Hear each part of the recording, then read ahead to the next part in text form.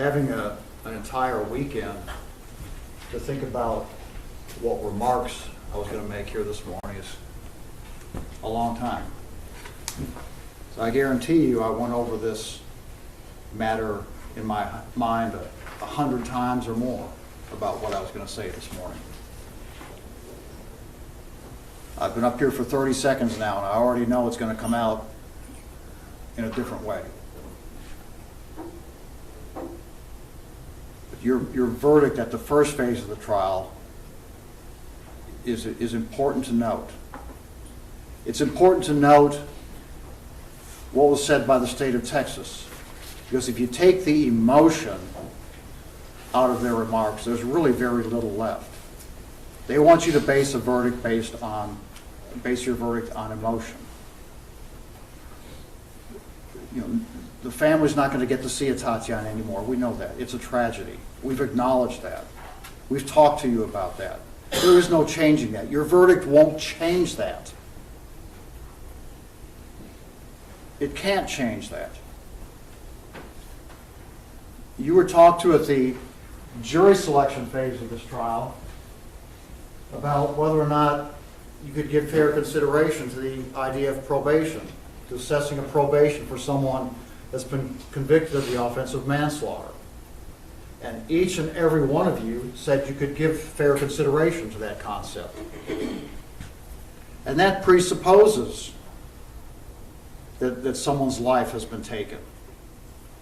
And it presupposes that that person isn't going to be with us anymore, that their family's going to miss them. It presupposes there's been a tragedy overlaid over the facts of the case, which is exactly what we have here. A tragedy that'll never be changed. And the prosecutors were very defensive about the fact that we were going to ask you for probation in this case. That's because they know that that's really what this case is worth.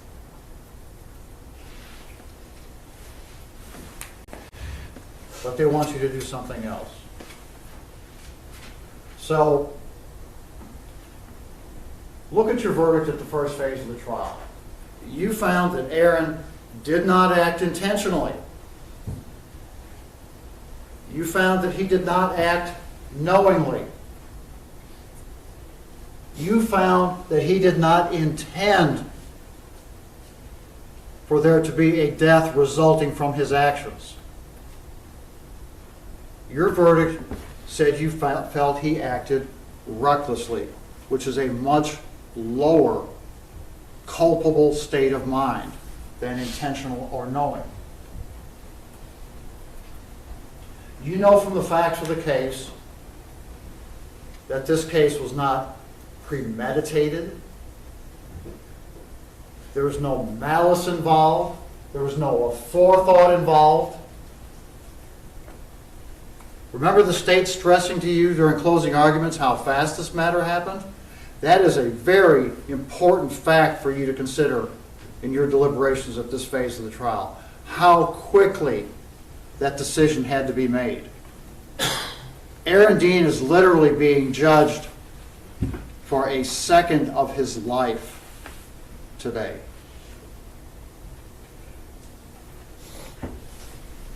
And he's being judged under man's law, not God's law. The talk about eye for an eye, I'm not sure exactly what that was meant to convey to you during questioning of our witnesses, but we're not here about God's law. We're here about man's law. And the man's law is contained in the court's charge Judge Gallagher gave you. We're not here about money damages. That's for the civil court down the street. And you heard that there's a matter pending down there regarding this. This is about what is a fair and just verdict under the facts of this case and this case alone. What is the fair thing to do here? It's not a weighing or a balancing contest between the Carr family and the Dean family. It's not who's worth more.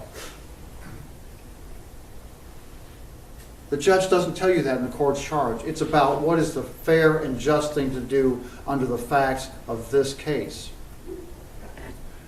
On the questionnaire that you filled out before trial, asking you about the three goals of punishment in the criminal justice system. Those three goals are the three purposes of punishment are punishment itself, rehabilitation, and deterrence. Those are the three things that you are to consider as jurors in a case. You are asked which of those is more important to you, punishment, rehabilitation, or deterrence. And the answers from the group of you vary. But if you are talking about punishment, what is he being punished for? There was a life lost, tragically. But Aaron was working in the line of duty as a police officer, as a law enforcement officer. He didn't take it upon himself to go hunt someone down that had wronged him before, or knowingly place someone in a dangerous situation waiting for him to spring a trap on them. He was trained by the Fort Worth Police Department. He was hired by the Fort Worth Police Department.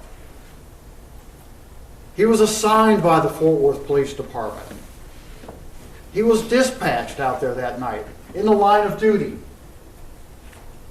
And his testimony to you was that he was protecting himself and his partner. So what are we going to punish him for? Yes, there was a life taken. That's true. But look at how these things happen. Look at the chain of events that set it all up. What is he culpable for? He didn't plan this thing. He didn't set out that night. He didn't get up that morning and go down to the police, go down to the headquarters and get his assignment with anything like this in mind.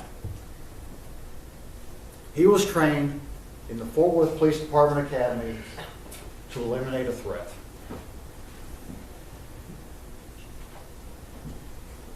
So keep that in mind, please. Secondly, rehabilitation. What are we going to rehabilitate Aaron from? You've heard by your verdict, he'll never be a police officer again. This situation is never going to repeat itself. He'll have to move on and find some other form of employment, which he's done as best he can. He's probably the person least in need of rehabilitation that's ever sat in a defendant's chair.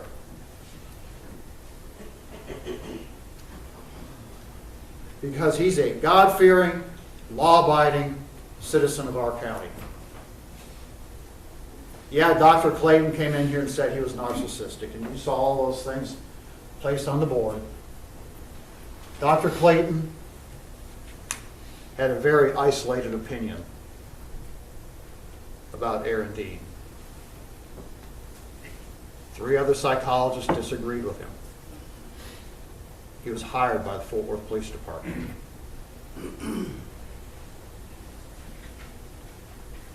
Dr. Clayton didn't follow Aaron around the church. He didn't follow Aaron around in the choir. He didn't follow Aaron around in engineering school while he was getting his physics degree. Dr. Clayton said he could fly a commercial airliner. At least that's how I took it. Which tells you the subjectivity of the discipline of psychology. Dr. Clayton had a very isolated opinion of Aaron Dean. Look at the opinion of the people that know him best. Of course his family's going to testify. That's who he spends most of his time around. He's a family man. He's very involved with his family. Is that wrong? The prosecutor tried to make it seem like that's wrong to be a family man, to be around your family. to be in church with your family. It's not wrong. That's not a bad trait that Aaron has. That's a good trait.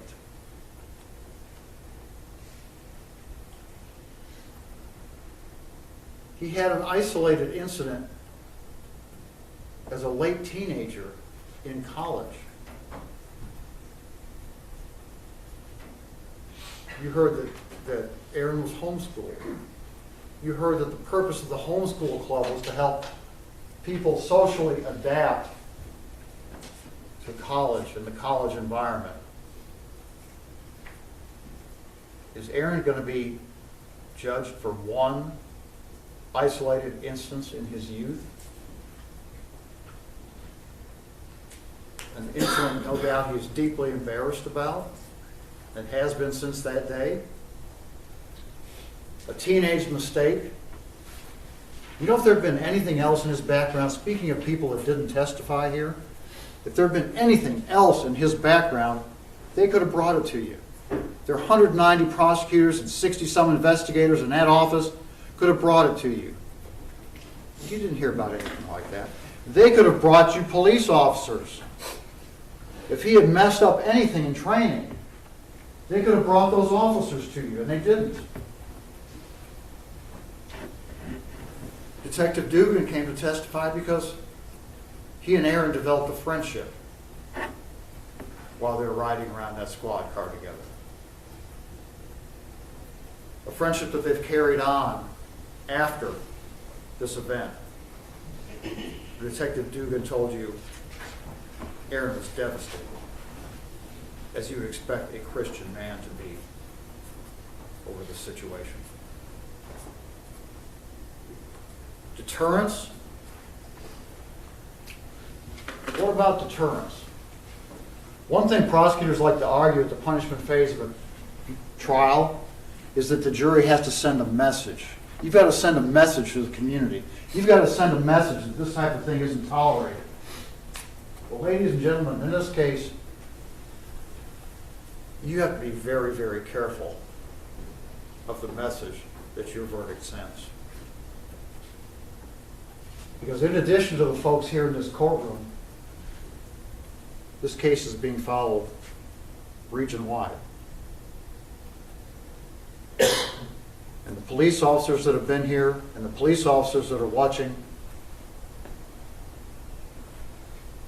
need to know that when they leave, and their families need to know, that when they leave for work in the morning, that they can follow their training and they can defend themselves. Your verdict must walk a very fine line between what you believe Aaron Dean did and what other police officers in the same or similar circumstance might do. Because this situation, this exact situation, is an extremely isolated event. It's a one-of-a-kind fact scenario. And your message needs to be tailored. If there is a message, it needs to be tailored to this event. Because the policing, the training, the methods involved, those are out of Aaron's control. You heard Judge Gallagher's in charge of the probations in this court. Judge Gallagher's in charge of the terms and conditions. And you can trust Judge Gallagher to make sure that this matter is followed up on.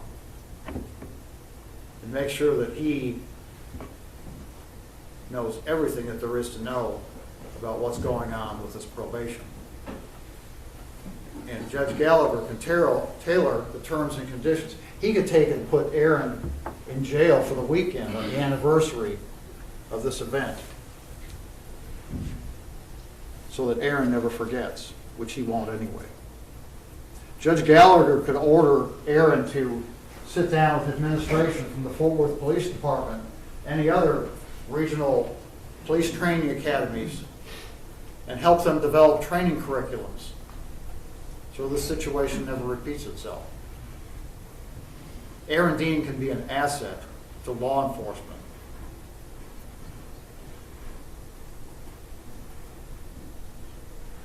And he can follow every other term and condition of probation that Judge Gallagher has set out for him. Punishment, rehabilitation, and deterrence do not include the term revenge. And believe me, there are plenty in this community that are seeking that. But that's not the function of a jury. The function of a jury is to follow the law and set out the terms and conditions of probation that are applicable, or to make a decision that's applicable and based upon the facts of that particular case. There's no one else in this community that has heard all of the testimony and seen the demeanor of the witnesses and had your experience. This is your verdict and your verdict alone. And let's make no mistake about it. We are asking you to recommend to Judge Gallagher that Mr. Dean have his sentence probated, because there is nothing to gain by sending this man to the penitentiary. No one can punish him more than he's already punished himself. We've talked about his need for rehabilitation. And we've talked about what exactly is it that we would deter by a penitentiary sentence here. What exactly would that be? Aaron didn't know who was on the other side of that window. As much as people want to make this a racial issue, it's not. He didn't know who was on the other side of that window. All he knew was they were armed and they were a threat. So everything that's happened from then on is of low value in deciding what the sentence should be in this case.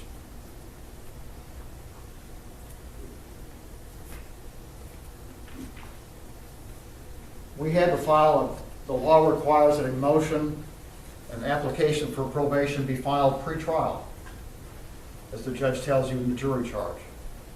That's because both sides have to have the ability to question jurors such as yourselves about your ability to follow the law and to give fair consideration to the concept of probation, which all of you said that you would do. Every one of you.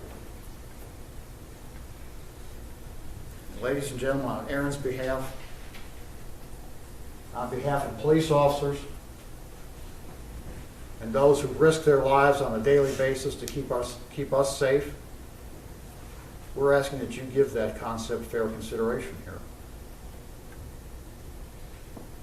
Because this case deserves that fair consideration. Aaron deserves that fair consideration. You have 2 minutes, Mr. Thank you. Stand up there. Ladies and gentlemen, this is Aaron Dean. This is the man that you'll be passing judgment on in a few minutes.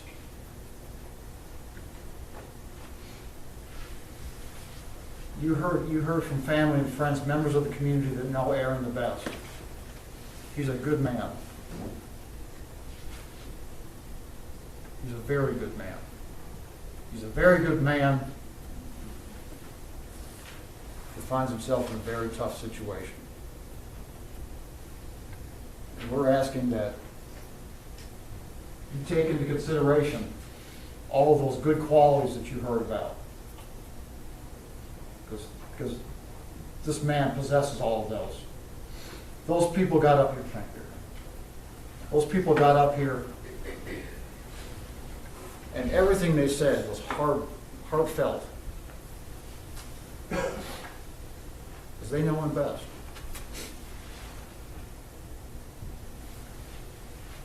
Ladies and gentlemen, you have Aaron Dean in your hands. And like the prosecutor asked you to do, I hope you remember my remarks when you go back into the jury room. Because like at the first phase of the trial, the prosecutors get to close here. They get the last say. I don't know why, but that's what the law allows. So I'm asking when you go into the jury room and start your deliberations, that you recall the things that I've said here this morning. And you take all of those into consideration. And you arrive at a just and fair verdict. Thank you very much.